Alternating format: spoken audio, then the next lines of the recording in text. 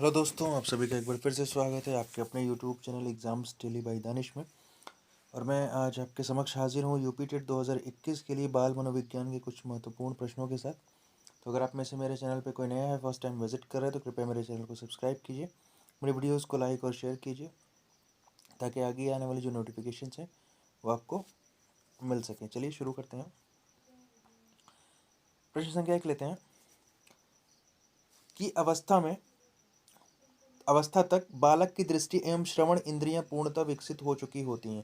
यहाँ पे बात की जा रही है कि किस अवस्था तक जो है बालक की दृष्टि मतलब आँख की जो रोशनी होती है और श्रवण इंद्रियां मतलब सुनने की जो इंद्रियां होती हैं वो पूर्णतः विकसित हो जाती हैं। तो मैं आपको बता दूं कि ये 3 अथवा 4 वर्ष तक ये पूर्णतः विकसित हो जाती हैं। इस बात का ध्यान रखिएगा, ठीक है। अगला प्रश्न लेते हैं। नर्सरी कक्षा में शुरुआत करने के लिए कौन सी विषय वस्तु सबसे अच्छी है? देखिए, हम यहाँ पे नर्सरी कक्षा की बात करें। नर्सरी कक्षा का जो बालक होता है बिल्कुल छोटा होता है, ठीक है। तो इन चारों में से कौन सी विषय वस्तु उसके लिए सबसे अच्छी होगी? पहला है मेरा पड़ोस, दूसरा है मेरा विद्यालय, तीसरा है मेरा परिवार और चौथा है मेरा प्रिय मित्र। तो एक बात मैं आपको बता दूं कि जो बच्चा छोटा होता है तो वो अपने परिवार से ज़्यादा लगाव रहता है, क्योंकि नर्सरी की बात की जा रही है। इस चीज़ पे ध्यान दीजिएगा यहाँ पे, नर्सरी। तो ये जो मेरा परिवार है, ये थीम जो है उसके लिए सबसे बेहतर होगी शुरुआत करने के लिए, ठीक है। क्योंकि जो छोटा बच्चा होता है उसका जो लगाव होता है वो अपने परिवार से ज़्यादा होता है। ना ही उसको अपना पड़ोस याद रहता है, ना ही उसको अपना विद्यालय से उतना लगाव होता है, और ना ही उसका उतना अच्छा कोई मित्र बन पाता है, क्योंकि अभी जो है उसकी नर्सरी की एज है। नर्सरी में पढ़ने वाला बच्चा किस उम्र का हो सकता है आप ये अच्छी तरह से भली बात ही जान सकते हैं, ठीक है। दोस्ती मित्रता मेरा विद्यालय, उससे उनको कोई मतलब नहीं रहता। सबसे बड़ी चीज़ होती है परिवार, क्योंकि परिवार का प्यार उनको मिलता है, परिवार में वो अपना ज़्यादा समय व्यतीत करते हैं। इस वजह से ये जो थीम होगी बिल्कुल सही होगी, ठीक है। अगला प्रश्न लेते हैं। शैशवावस्था के लिए उत्तम शिक्षण विधि है। ये सारी की सारी जो शिक्षण विधि है ना, खेल विधि, मंटेसरी विधि, किंडर, ये सारी की सारी ना, ये शैशवावस्था के लिए, छोटे बच्चों के लिए बिल्कुल सटीक विधि है, ठीक है। अगला प्रश्न लेते हैं। स्वकेंद्रित अवस्था होती है बालक के। स्वकेंद्रित मतलब बालक जो है वो किस अवस्था में या किस अवस्था तक जो है वो स्वकेंद्रित होता है। तो अगर आपने पढ़ा होगा तो ये चीज़ जो है आपको बहुत अच्छे से पता होगी कि जो स्वकेंद्रित अवस्था होती है वो कौन सी होती है। तो याद रखिएगा, ये हमेशा 3 से 6 वर्ष की अवस्था को आप स्वकेंद्रित अवस्था बोलते हैं, ठीक है। निम्नलिखित में से किसमें शारीरिक वृद्धि एवं विकास तीव्र गति से घटित होता है? यहाँ पे शारीरिक वृद्धि और विकास की बात की जा रही है। वृद्धि और विकास में अंतर आपको पता ही होगा कि विकास, वृद्धि में जो है हम मात्रात्मक परिवर्तनों को मापते हैं, और जो विकास होता है उसमें हम गुणात्मक परिवर्तनों को मापते हैं। लेकिन जो वृद्धि है वो विकास का ही हिस्सा है। वृद्धि कुछ समय तक होती है, लेकिन विकास जो होता है वो जीवन पर्यंत चलता है। तो इसमें ये आपसे पूछा कि निम्नलिखित अवधि में से किस में शारीरिक वृद्धि एवं विकास तीव्र गति से आपका जो है वो घटित होता है, ठीक है। पहला ऑप्शन है शैशवावस्था।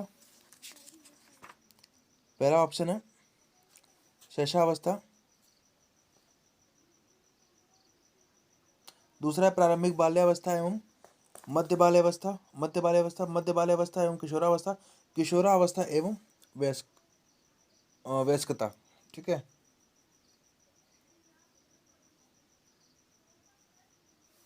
ये चीज़ है। तो आपको बताना है कि इसमें कौन सा वाला ऑप्शन सही है।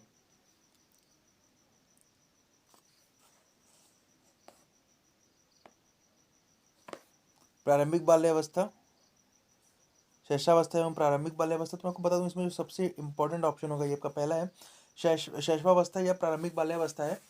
इसमें जो है आपका विकास में वृद्धि बहुत तीव्र गति से घटित होता है, ठीक है। इसीलिए बोला जाता है कि शुरुआत में ही बच्चों को पढ़ने लिखने के लिए वो करना चाहिए, क्योंकि ये जो है बच्चे इस अवस्था में उनकी सीखने की जो गति होती है बहुत तगड़ी होती है, तेज होती है। तो ऑप्शन फर्स्ट आपका सही है, ठीक है। शैशवावस्था की प्रमुख विशेषता है। जो शैशवावस्था उसकी प्रमुख विशेषता क्या होगी? देखिए, पहला है शारीरिक विकास में तीव्रता, मानसिक विकास में तीव्रता, मूल प्रत्यात्मक व्यवहार या सीखने की प्रक्रिया में तीव्रता। तो मैं आपको बता दूं इसमें जो है शारीरिक विकास में तीव्रता होती है, ठीक है। चलिए, शैशवावस्था मानव विकास की प्रमुख अवस्था है। कौन सी प्रमुख अवस्था? प्रथम, द्वितीय, तृतीय। याद रखिएगा, शैशवावस्था जो है वो मानव विकास की प्रथम प्रमुख अवस्था है, ठीक है, शैशवावस्था। बचपन का सांप्रदायिक दृष्टिकोण की मान्यता है। क्या है? बहुत तरीके से बच्चे प्राप्त वयस्कों के बराबर होते हैं। बच्चों को युवा अप्राप्त वयस्कों के रूप में सबसे अच्छा माना जाता है। बचपन रूप में प्रतिशत नहीं। इसमें देखिए सबसे सटीक जो है, बचपन वृद्धि एवं परिवर्तन की अनूठी अवधि है। बचपन में वृद्धि भी बहुत तेजी होती है और परिवर्तन भी बहुत यूनिक होता है, अनूठा होता है, ठीक है ना, याद रखिएगा। अगला प्रश्न है, किस मनोवैज्ञानिक के अनुसार विकास एक सतत और धीमी धीमी प्रक्रिया है? किस मनोवैज्ञानिक के अनुसार विकास सतत और धीमी धीमी, जब भी याद रखिएगा कि विकास के बारे में परिभाषा हो सतत और धीमी धीमी बोलती है तो वहां पे स्किनर साहब होंगे, ठीक है। सतत भी हो मतलब लगातार होती है, विकास की जो प्रक्रिया वो लगातार होती है, सतत का मतलब, और धीमी धीमी तो ये स्किनर साहब हैं, ठीक है। अगला प्रश्न लेते हैं, विकास के परिणाम स्वरूप नवीन विशेषताएं और नवीन योग्यताएं प्रकट होती हैं। जब भी विकास में नवीन विशेषताएं और नवीन योग्यताओं की बात की जाए, मतलब नवीन शब्द आ जाए जिस परिभाषा में, तो वो आपके हरलॉक साहब हैं, ठीक है। ये हरलॉक, ठीक है, इसका कोड वर्ड है ये। विकास शुरू होता है प्रसव पूर्व अवस्था से, ये जो है ना आपका, बिल्कुल याद रखिएगा, प्रसव पूर्व मतलब जो माँ के पेट में जब बच्चा हो जाता है ना, आ जाता है पेट में, गर्भावस्था से ही विकास शुरू हो जाता है, तो उसको प्रसव पूर्व, प्रसव पूर्व मतलब, प्रसव मतलब होता है पैदा, तो पैदा होने से पहले से ही विकास जो है माँ के गर्भ से ही शुरू हो जाता है, ठीक है। विकास की गति एक व्यक्ति से दूसरे में भिन्न होती है, किंतु यह एक, याद रखिएगा, विकास की जो गति होगी, कोई जल्दी से लंबा हो जाता है, कोई बाद में थोड़ा सा होता है, तो इसमें जो विकास की गति एक व्यक्ति में दूसरे व्यक्ति से तो भिन्न होती है, किंतु जो क्रमबद्ध और ये व्यवस्थित होती है। क्रमबद्ध और व्यवस्थित होने का मतलब कि अगर विकास आपका सर से पैर की तरफ हो रहा है तो सब में सर से पैर की तरफ ही होगा, क्रमबद्ध तरीके से होगा, ठीक है ना। पहले अगर जो पेट अगर बढ़ता है तो पहले पेट ही बढ़ेगा, फिर बाद में जो है हाथ हाथ बढ़ेगा, पैर बढ़ेगा, ठीक है। तो सब में ये चीज़ फॉलो होगी, बस ये कि उसका जो रेट है, उसकी जो दर है, वो लोगों में अलग अलग हो सकती है, लेकिन जो क्रम होता है, मतलब सर से पैर की तरफ बढ़ रहे हैं तो सब में सर से पैर की तरफ बढ़ेंगे, किसी में ऐसा नहीं है कि पैर से सर की तरफ बढ़ने लगेंगे, ठीक है ना, इस बात का ध्यान रखिएगा। अगला प्रश्न है, विकास फिल इन द ब्लैंक से फिल इन द ब्लैंक से, जब भी इस तरह का प्रश्न आ जाए, विकास जो है सामान्य से विशिष्ट की ओर बढ़ता है, सामान्य से विशिष्ट की ओर होता है, ठीक है ना। मानव विकास है, देखिए जो मानव का विकास है वो मात्रात्मक और गुणात्मक दोनों है, क्योंकि देखिए जब आपका शरीर में वृद्धि होती है, बढ़ता है, ठीक है ना, तो उसको आप माप सकते हैं, बता सकते हैं, जैसे आपकी हाइट 5 फीट कुछ इंच की, तो इसको मापा जा सकता है, लेकिन आपकी बुद्धि कितनी तीव्र है, ठीक है, उसको एग्जैक्टली नहीं बताया जा सकता। बात समझ में आ रही है? आपके अंदर क्या क्या स्किल्स हैं, ठीक है, उसको मापा नहीं जा सकता, स्किल्स को कभी मापा नहीं जा सकता, उसकी रेटिंग वगैरह ऐसे नॉर्मली कर सकते हैं, एग्जैक्टली उसका माप नहीं बना हुआ है, ठीक है। तो ये मात्रात्मक होता है और गुणात्मक, गुणात्मक परिवर्तन वो हैं जो अप्रत्यक्ष होते हैं, और मात्रात्मक जो होते हैं वो प्रत्यक्ष रूप से होते हैं। आपका वजन कितना किलोग्राम हो गया, ये ये मात्रात्मक है, ठीक है। लेकिन जो है आपका ब्रेन कितना शार्प है, ये मात्रात्मक है, ये गुणात्मक है ना कि मात्रात्मक है, ठीक है, इसका ध्यान दीजिएगा। परिपक्वता का संबंध है, जब भी परिपक्वता मैच्योरिटी की बात की जाए तो परिपक्वता का संबंध जो है, परिपक्वता को बोलते हैं मैच्योरिटी, मैच्योरिटी, ठीक है। तो इसका जो संबंध है वो विकास से है, ठीक है, डेवलपमेंट से है, डेवलपमेंट के अंदर ही वृद्धि समाहित होती है। वृद्धि और विकास में जो मुख्य अंतर ये होता है कि वृद्धि जो होती है उसमें आपका मात्रात्मक, जिसको आप मेजर कर सकें वो परिवर्तन आते हैं, और जिसको आप मेजर नहीं कर सकते वो डेवलपमेंट में आते हैं, ठीक है। लेकिन याद रखिएगा कि जो वृद्धि है वो विकास का ही हिस्सा है, ठीक है। वृद्धि एक नियत समय तक चलती है, लेकिन विकास जो है वो निरंतर चलता रहता है, माँ के पेट से लेके जब तक आप कब्रिस्तान तक नहीं पहुंच जाते तब तक ही चलता रहता है, ठीक है। निम्नलिखित में से कौन सा कथन सही है? परिपक्वता में अभ्यास का महत्व होता है। परिपक्वन एक शारीरिक क्रिया है। परिपक्वता मृत्यु पर्यंत चलती है, मतलब परिपक्वता का मतलब जो है ना, यहाँ पे ये बार बार जो परिपक्वता बोला गया आपसे, ये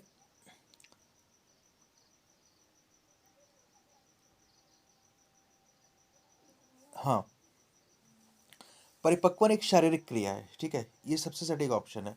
परिपक्वन जो है, परिपक्वता जो है, मैच्योरिटी जो है, एक शारीरिक क्रिया है, ठीक है। परिपक्वता का संबंध शरीर के विभिन्न अंगों के विकास से है, याद रखिएगा। परिपक्वता का जो अर्थ है वो शरीर के विभिन्न अंगों के विकास से है, जो व्यवहार के परिवर्तनों के रूप में वंश परंपरा के कारण होता है। तब परिपक्वन एक शारीरिक क्रिया है, इस बात का ध्यान दीजिएगा। बच्चे की वृद्धि मुख्यतः संबंधित है, जब भी बात करते हैं कि बच्चे की वृद्धि की, तो जब बच्चे की वृद्धि होती है उसका मुख्य रूप से संबंध जो होता है वो शारीरिक विकास से होता है, ठीक है। इससे भी नहीं है, इन दोनों से भी नहीं है, सामाजिक और नैतिक से तो अभी है ही नहीं है। बच्चा जब की जो वृद्धि होती है, वृद्धि की बात की जा रही है तो शारीरिक विकास की। क्यों? क्योंकि शारीरिक विकास, शरीर जब बढ़ेगा तो आप उसको मेजर कर सकते हैं। यहाँ पे वृद्धि की बात की जा रही है। सामाजिक विकास, नैतिक विकास, भावात्मक विकास, ये जो है ये विकास का पहलू है, न कि वृद्धि का पहलू। तो यहाँ पे बच्चे की वृद्धि की बात पूछी गई है ना, ये शारीरिक विकास से इसका संबंध होगा, ध्यान दीजिएगा, क्योंकि आप वृद्धि को ही माप सकते हैं, विकास को नहीं। अगला प्रश्न है, निम्न में से कौन सा वृद्धि और विकास का प्रथम चरण है? तो हमेशा याद रखिएगा, शारीरिक विकास। सबसे पहले शरीर का ही विकास होगा, उसके बाद जाके आपका मानसिक, फिर आपका नैतिक, सामाजिक, की सारी चीज़ें जो है बाद में आएंगी, ठीक है, सेकेंडरी है ये। निम्नलिखित में से कौन सा कथन सही नहीं? वृद्धि और विकास दो अलग आयाम है। वृद्धि जीवन पर्यंत चलती है, वृद्धि विकास की प्रक्रिया का एक भाग है। विकास, देखिए वृद्धि जो है, ये वृद्धि कभी जीवन पर्यंत तो चलती ही नहीं है। वृद्धि जो है, जैसे आपका हाथ पैर, क्या पूरी जिंदगी बढ़ता रहता है? नहीं, वो एक समय के बाद जाके रुक जाता है। विकास जो है जीवन पर्यंत चलता है, पूरी जिंदगी चलता है। वृद्धि कभी भी जीवन पर्यंत। तो कौन सा सही नहीं आपसे पूछा गया था, तो ये वाला सही नहीं है, ठीक है। विकास में वृद्धि से तात्पर्य है, देखिए जब विकास में हम वृद्धि की बात करेंगे तो यहाँ पे एक चीज का ध्यान दीजिएगा, ये वाला, ये लास्ट वाला, आकार आपका बदल जाता है विकास में जो वृद्धि है। क्योंकि मैंने अभी आपको बोला कि वृद्धि जो है विकास का ही हिस्सा है, शरीर का बढ़ना वो विकास का ही हिस्सा है, ठीक है ना, इस बात को ध्यान दीजिएगा। शरीर का जो बढ़ना है वो विकास हो रहा है आपके शरीर का, लेकिन जिस जिस चीज को आप माप सकते हैं उसको आप वृद्धि बोल देते हैं, बस इतना याद रखिएगा। तो यहाँ पे आकार की भी बात करी, आकार, सोच समझ, कौशल में वृद्धि, तो एग्जैक्टली जो है इसको आप ऑप्शन नंबर डी को बोलेंगे, ठीक है। विकास कभी ना समाप्त होने वाली प्रक्रिया, यह कथन विकास के किस सिद्धांत से? देखिए जो चीज कभी ना खत्म हो वो निरंतर, मतलब कॉन्टिन्यूस चलती रहती है, तो वो निरंतरता का सिद्धांत है। सिंपल सी बात है, यहाँ पे ऑप्शन नंबर सी जो है आपका वो बिल्कुल सही होगा, ठीक है। निम्नलिखित में से कौन सा विकास का सिद्धांत है? सभी की विकास दर समान नहीं होती, बिल्कुल सही बात है। जो रेट ऑफ डेवलपमेंट है वो सभी में समान नहीं होता, सही है। विकास हमेशा रेखीय होता है, देखिए विकास हमेशा रेखीय तो होता ही नहीं है, ये क्या है, ये स्पाइरल होता है, ऐसे ऐसे, ठीक है, स्पाइरल होता है। यह निरंतर चलने वाली प्रक्रिया, देखिए एक चीज और है, यह निरंतर चलने वाली, मतलब विकास का सिद्धांत है, ये आपसे है पूछा गया, यह निरंतर चलने वाली प्रक्रिया नहीं है। तो विकास तो निरंतर चलता है, ठीक है। विकास की सभी प्रक्रियाएं अंतर संबंधित नहीं है,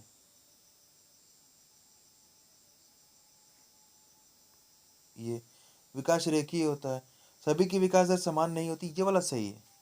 तो ए आपका ऑप्शन सही है, ठीक है।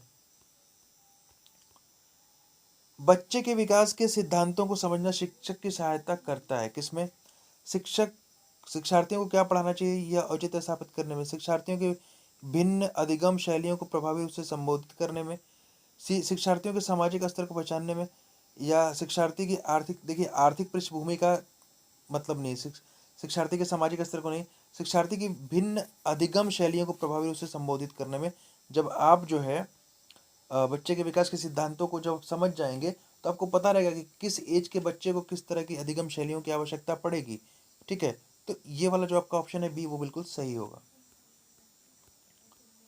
विकास का शिरः पदाभिमुख दिशा सिद्धांत व्याख्या करता है कि विकास, देखिए जब भी शिरः पदाभिमुख मतलब सिर से पैर की ओर, शिरः पदा, सिर मतलब सर और पद मतलब पैर, सिर से पैर की ओर, सिंपल सा इसको याद रखिएगा, ठीक है ना, इसमें ज्यादा कुछ है नहीं। बच्चे के विकास के शिरः सिद्धांत के अनुसार निम्न में से सत्य कथन है, विकास सिर से पैर की ओर होता है। विकास देखिए अभी मैं बताया हूँ कि शिरस्थ, तो ये सही है। विकास पैर से सिर की ओर होता है, विकास मध्य भाग से परिधि की ओर होता है, गलत है, ठीक है। और इनमें से कोई नहीं, पहला वाला सही है, ठीक है, इसमें पहला वाला जो है आपका वो सही है। चलिए, निम्न में से कौन सी एक अंतःस्रावी ग्रंथि नहीं है? लार ग्रंथि जो होती है वो अंतःस्रावी ग्रंथि नहीं है, बाकी एड्रिनल ग्रंथि है, पीयूष ग्रंथि, थायराइड ग्रंथि, ये सारी अंतःस्रावी ग्रंथियां हैं। लार ग्रंथि को आप अंतःस्रावी ग्रंथि नहीं बोलेंगे, ठीक है। निम्न में से कौन सा कारक बालक के विकास को प्रभावित करता है? अंतःस्रावी ग्रंथियां, पौष्टिक भोजन, रोग तथा चोट, उपयुक्त सभी, ये सभी सभी उसके विकास को प्रभावित कर। पौष्टिक भोजन नहीं मिलेगा उसका अच्छे सही रूप से, जो बोलते हैं ना कुपोषण है, कुपोषण है, कुपोषण है, यही कारण है। अंतःस्रावी ग्रंथियां अगर सही से नहीं काम करेंगी तो उसका विकास नहीं होगा, रोग अगर होगा उसको चोट लगेगी तो भी उसका विकास सही से नहीं हो पाएगा। तो इसलिए उपयुक्त सभी जो है वो संबंधित है। तो ये थे आपके लिए बाल मनोविज्ञान का जो वृद्धि एवं विकास जो है और विकास की विभिन्न अवस्थाएं हैं उससे संबंधित कुछ प्रश्न हैं ये। और ये जो प्रश्न है आपको exams daily by Danish channel के माध्यम से मिल रहे हैं। तो अगर आप में से मेरे चैनल पे कोई नया है, फर्स्ट टाइम विजिट कर रहा है, तो कृपया मेरे चैनल को सब्सक्राइब कीजिए, वीडियोज़ को लाइक और शेयर कीजिए, ताकि आगे आने वाली जो वीडियोज़ हैं वो आपको समय से मिल सके। क्योंकि जब आप लाइक करते हैं तो हमको मोटिवेशन मिलता है। और इनको उन भाई बंधुओं को ज़रूर शेयर करें जो इस वक्त यूपी टीईटी 2021 मतलब 28 नवंबर को होने वाली परीक्षा है उसके लिए तैयारी कर रहे हैं, या आगामी किसी और भी अलग स्टेट टेट की एग्ज़ाम की तैयारी कर रहे हैं। क्योंकि सब में जो है लगभग बाल मनोविज्ञान का जो सिलेबस है वो सेम ही होता है, तो इससे आपको काफ़ी हेल्प मिलेगी। ठीक है। और